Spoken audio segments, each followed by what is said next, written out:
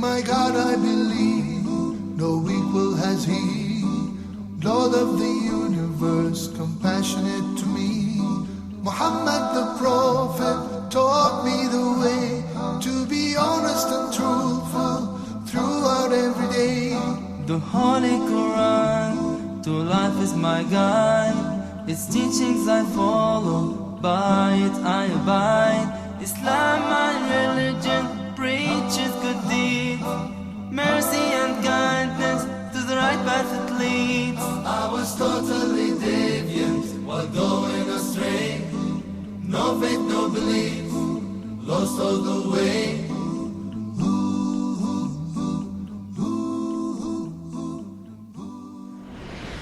My name is Zaid Azib Ansari. I worked on my PhD at Florida State University. I'm an author, a statistician, and above all, I'm a Muslim. My story begins really with a recognition of a Jet magazine when I was maybe 10 years old or so. I was riding my bicycle, and I was looking for a baseball game, a pickup baseball game. And I saw 3 or 4 young men on the baseball diamond. This was in the summer. And I thought it was baseball cards, the kind that used to come with the hard bubble gum with it. So as I approached on my bike, I was thinking, how can I swing a deal for a, Whitey Ford or Hank Aaron or Willie Mays? And I came to see that they were holding in their hands a Jet magazine. I thought it was a centerfold, again, of the Jet magazine. But no, they were looking at a picture of Emmett Till. Mississippi. It was 1955. Things had begun to change for people of color in America since slavery times. Looking up at the However, African Americans knew that they were not in a position to force change too quickly.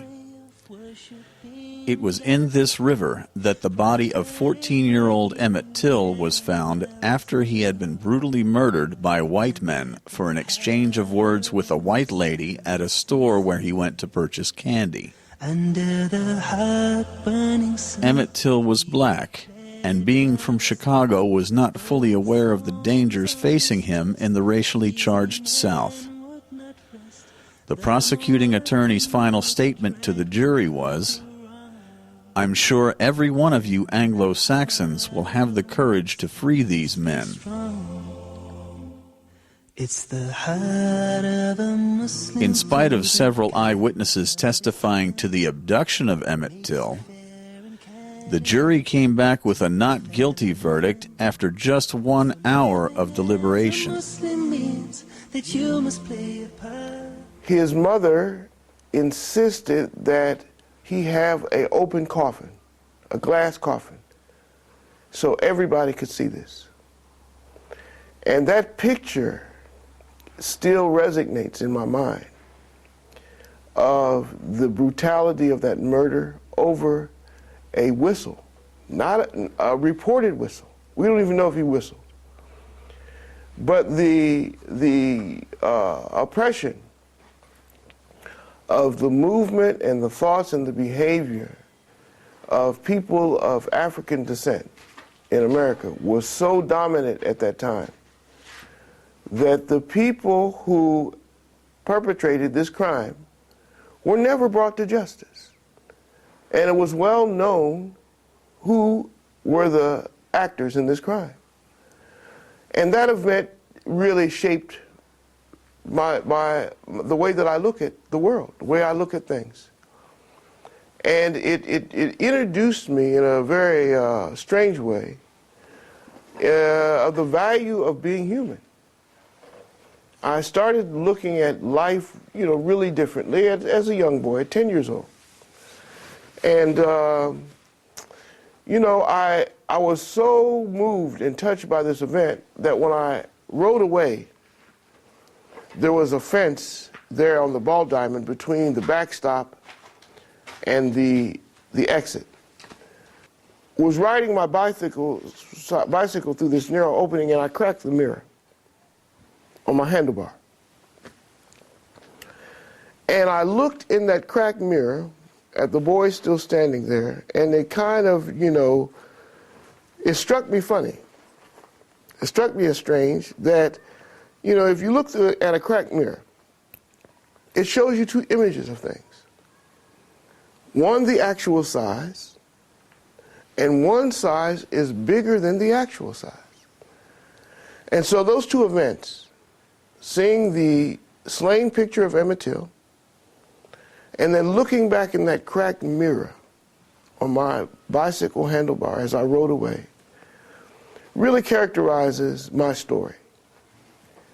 That the experience of moving through the different stages of my development and my mistakes, my trials, my tests, my accomplishments, I look at them as a part of that cracked mirror experience of looking at Emmett Till.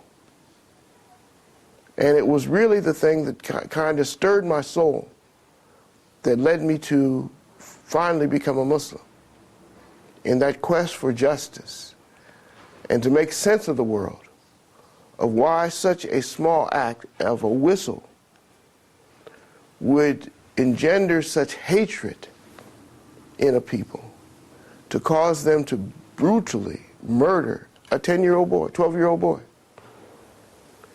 And so, I really characterize several major turning points, major events in my life as a part of this cracked mirror experience.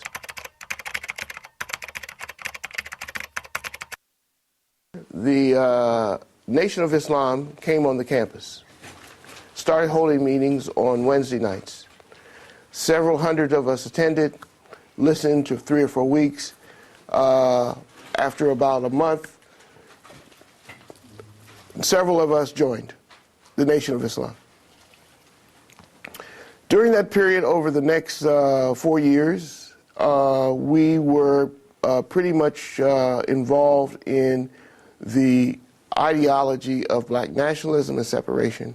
In the 1950s and 60s, African Americans were not allowed to drink from the same water fountains as white people, ride in the front of the bus, and were oppressed from multiple angles.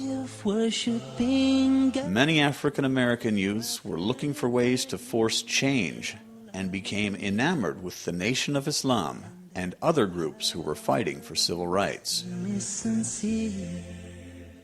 Under the hot-burning sun, he declared... Malcolm X was a member of the Nation of Islam and spoke with the voice of millions of disenfranchised youth. He later accepted true mainstream Islam. We were brought here against our will. We were not brought here to be made citizens. We were not brought here to enjoy the constitutional gifts that they speak so beautifully about today. Because we weren't brought here to be made citizens today, now that we've become awakened to some degree and we begin to ask for those things which they say are supposedly for Americans, they look upon us with hostility and unfriendliness. If you're interested in freedom, you need some judo, you need some karate, you need all the things that will help you fight for freedom. The theology of the Nation of Islam was I personally, as I look back, I was pretty much, forced myself to accept some of the things in the theology that I thought were ridiculous for the sake of what I thought was important, which was, the nationalism and the self-independence.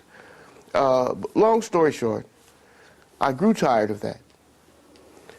Shortly before Elijah Muhammad passed away, I broke away from the Nation of Islam and began to really look for the authentic Islam in books and a few people that I could make contact with. because there was still this very militaristic regimentation in the nation, and one leaving the nation wasn't looked upon favorably. So there was some tension with myself and my very young family. I moved to another town not far from where I was living, and shortly thereafter, Elijah Muhammad died. And when Elijah Muhammad died, his son, Warithdin Muhammad, may Allah have mercy upon him, came in and changed the direction of the nation to gradual mainstream Islam. And so instead of fasting during December that Elijah Muhammad had, there was the fast during the Ramadan based upon the lunar sightings. And there was the introduction of the two Eid Salat for all the Muslims, and the chairs were removed from the masjid, and people learned how to pray, learned how to make wudu. I think the first group after Warithdin came into office went to Hajj in about 1977, 1978. And, you know, as I developed, the direction that I saw Warithdin's community moving in became inconsistent with some of the things that I thought were important. You know, I returned to college, I started to study and independently think about, you know, what was authentic Islam, what was the intersection between Islam and my personal development and the cracked mirror and the Emmett Till experience. And alhamdulillah, here I am today.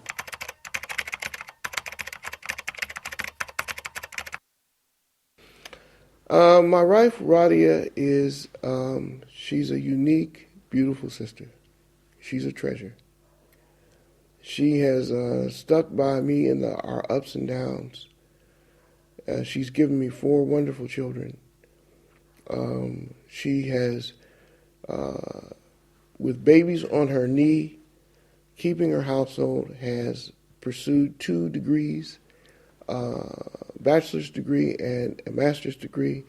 She's become adept in building websites. She's a health educator and a childbirth educator, and she's the backbone of our family. One of my fondest memories of Zaid is when he was challenged by Abu Khalil to start to translate things. He told him to do this to help him to build his vocabulary, and in his doing so, Zaid pulled out all the stops, got cards and made up cards, and oftentimes we would see cards all over the house. Don't touch my cards. I would see the dictionary, and he's gone through, I know, at least 3, and then I had one, and he wound up using mine, and then how I would, whenever I had to ride with him, I would see him, if we had to stop at a light, he would pull out the vocabulary cards, and that was significant because Zaid, he's like a walking dictionary, and very intellectual. So, and I got that early on because of his khutbahs, because at the time he was an imam, and by, you know, building up one's vocabulary, you know that you're going to use these words, and, you know, oftentimes some of the words that I recall him using or reviewing with, I would find them to be in his khutbahs. So this is why.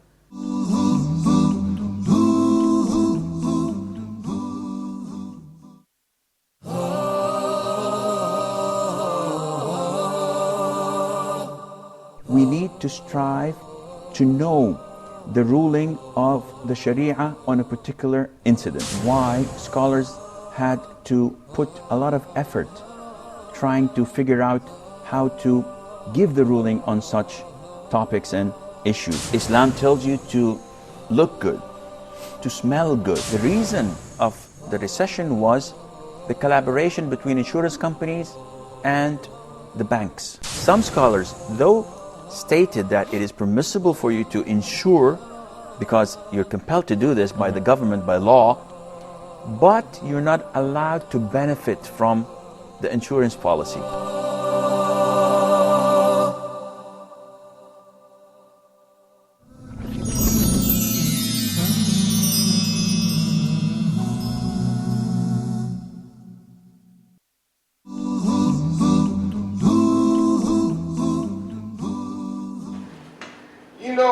when I was in graduate school, I used to teach, and I had a job as well. And I had two of my older daughters, and I used to be just really stressed out, and cooking relaxed me. Mm-hmm. So I learned how to cook by just jumping in the kitchen. I downloaded an Islamic recipe book and went to work. And subsequently taught my family how to cook. Mm-hmm. So there's something that, since I've been here in Egypt, that I had to refurbish my own skills.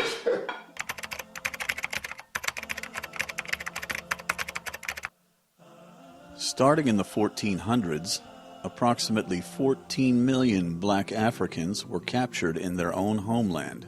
Looking up at the sky, searching for... Many of them were captured as far as 1,000 miles from the coast and were forced to walk the entire distance to awaiting slave ships in what was termed the Death March.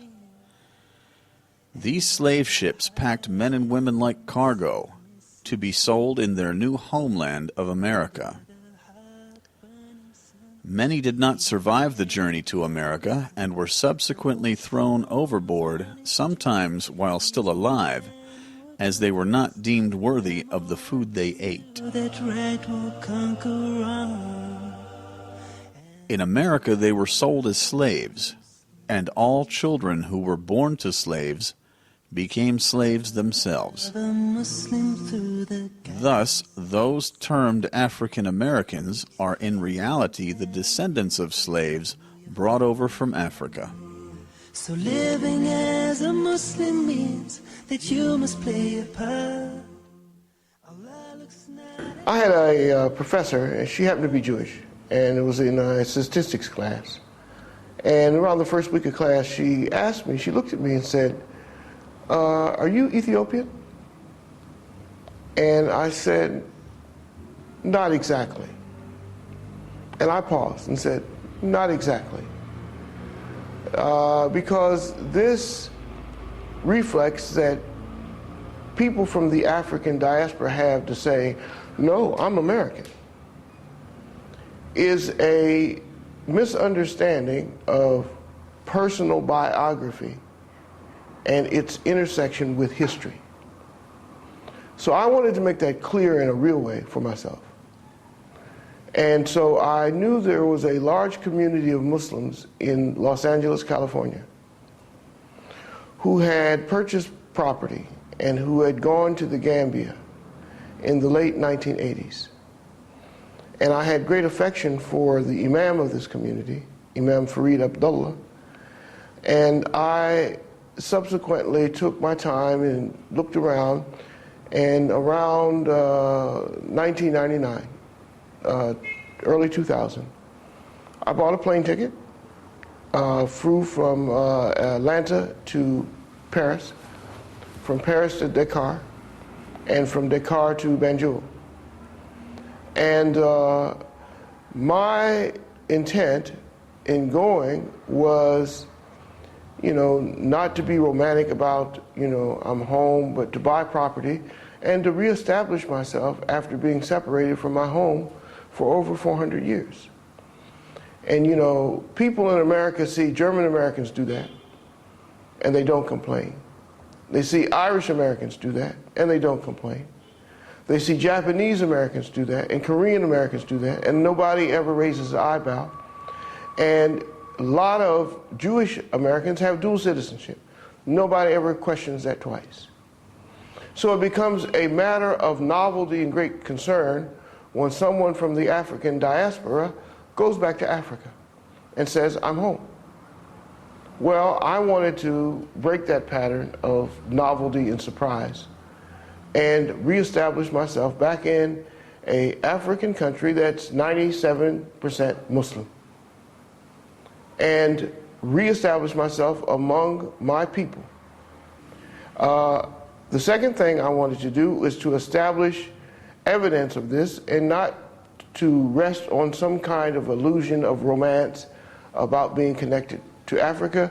So I went to the National Geographic's webpage, and they have a genome project where they are matching the DNA to its original origin for every human being on Earth that wants to do it. For males, the Y chromosome never changes. So I took a cotton swab of my saliva and I sent it to them. And within a few weeks, they sent me back a detailed report of exactly who I was in terms of my DNA and where my DNA was clustered. What ethnic group that DNA is clustered in. And I got three responses. They partitioned it in terms of its dominant types, in terms of the mathematical way that they process DNA. My earliest ancestors were from the highlands of either Ethiopia or Djibouti. So I had a very interesting story. I had been to Gambia several times, and I was leaving Gambia with some garments that I was going to sell when I got back to the masjid where I used to go in the States, because they were very nice garments, and the brothers had expressed that they liked them a lot. So, to help pay for my trip, I had a tailor make about 40 of these garments up, and I was taking them back. But I needed a big empty suitcase. And I went, and this was in a little Fula village, outside of the main capital. So I went in this little store, run by a very old man and his adult son. And when I went in the store, I asked for the bag, and I went in with a Fula from Guinea-Conakry. And the old man took one look at me. When I walked in the store, the old man took one look at me, turned his head, and walked away. So I asked the brother who was with me, what was that about? He said, okay, just be patient, I'll find out. So he went to the back of the store with the old man and his adult son, stayed for about 5 to 7 minutes, and he and the adult son came back laughing. And I said, so what's the problem with this older brother? What's the problem he has with me? He said, this old man believes that you are his brother's oldest son and went to England to study, and now you're too good to speak Fula. This is how much I look like these people. So we tried to convince him. هذا رجال أمريكي. He said, no, no, no. This is a Fula. I know him, I know this boy. I knew this boy when he grew up. This is my brother's son, I know this boy. And so there was nothing we could do to convince him that I was not his nephew. And that made a deep impact on me. And I use that as the pieces of evidence that when we say we're going to Africa to get back with our families and to put back together that which was broken, that's not romance, that's reality. I was totally deviant while going astray. No faith, no belief, lost all the way. Now I'm a Muslim, and God I pray for all His blessings, my voice I raise. In my God I believe, no equal has He, Lord of the universe, compassionate to me. Muhammad the Prophet taught me the way to be honest and truthful throughout every day. The Holy Quran, to life is my guide.